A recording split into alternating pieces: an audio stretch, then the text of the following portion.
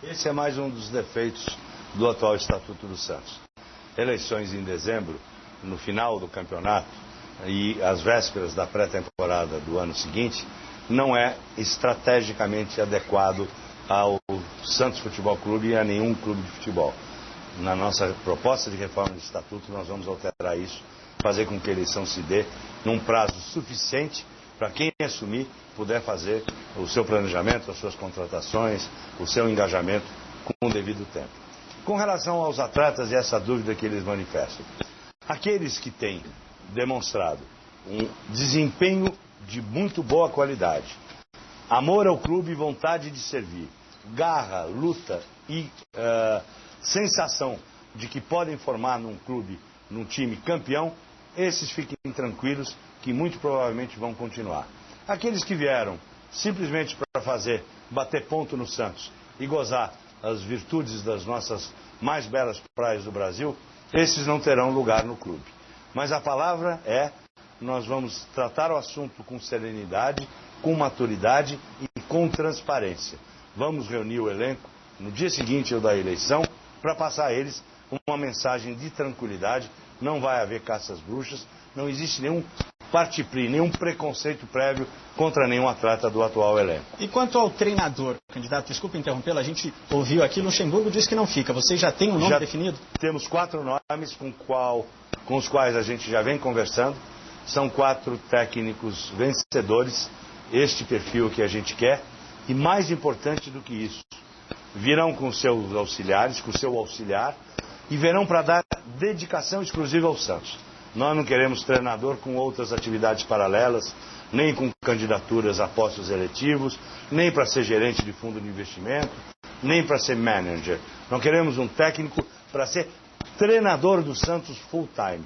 Vamos pagá-lo bem para que ele treine o time e leve o time à conquista do campeonato. Quais são os nomes? Não posso dizer, não seria ético. Alguns deles ainda estão em plena disputa de campeonato, contratados por outros clubes. Isso seria um fator de desestabilização. Além do que, enquanto não for eleito, eu sou um mero sócio do Santos. Não tenho poder nem legitimidade para contratar e firmar compromissos definitivos com ninguém. Ok, candidato, dia 5 de dezembro, né, Paula? É a eleição do Santos. O dia que está sendo muito esperado, é ou não é? É verdade, João. E nós temos uma pergunta daqueles jornalistas, Luiz Álvaro, que fazem a cobertura diariamente do Santos. Vamos acompanhar. Sanches Filho, Estado de São Paulo, Jornal da Tarde. Eu queria saber se o fato de o Santos não ter providenciado urnas eletrônicas para as eleições significa algum prejuízo e algum risco de acontecer alguma coisa de irregular. Eu acho que significa um enorme risco, porque a ditadura do Eurico Miranda, do Mustafa no Palmeiras e do Duailib só foi derrubada quando se adotou urna eletrônica, que é um processo ascético em que não há possibilidade de manipulação nem de jogadinhas de última hora na boca de urna.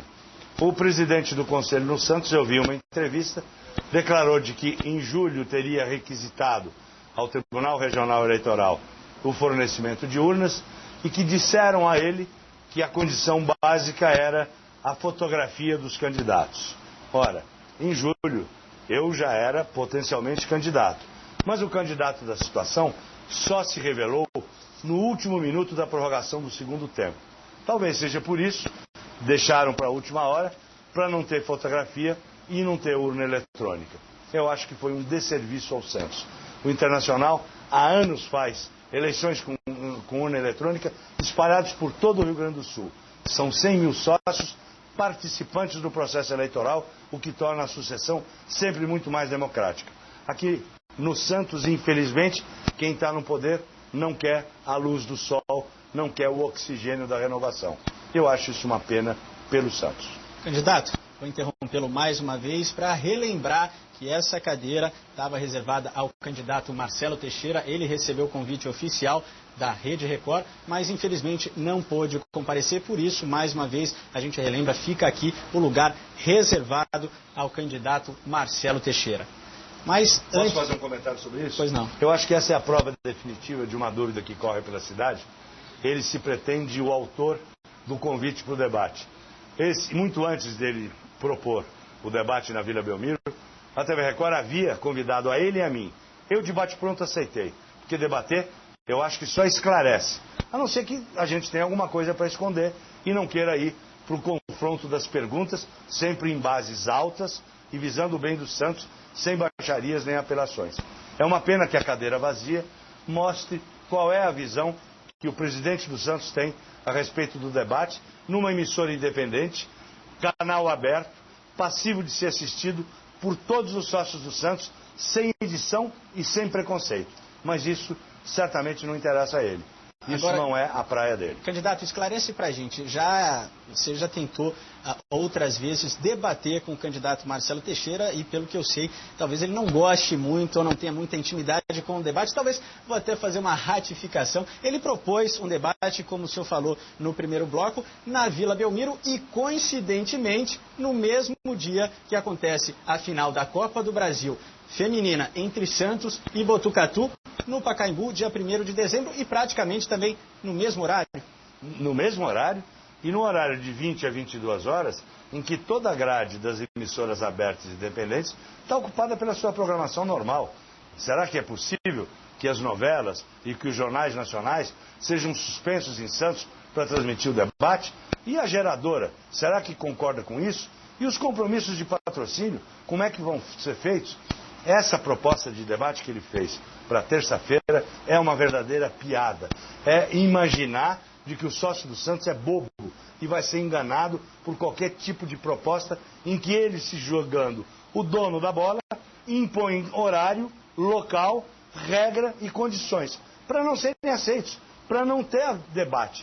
Nós vamos contrapropor, entregamos ontem, que o debate se faça na sexta-feira, no dia 4.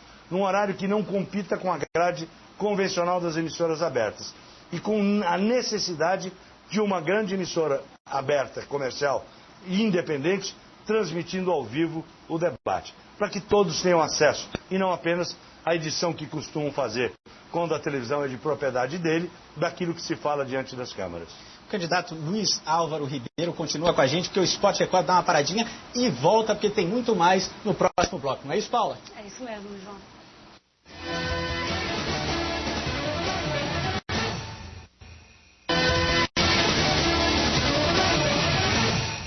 O Esporte Record especial de sábado está de volta. No estúdio, o candidato à presidência do Santos, Luiz Álvaro Ribeiro.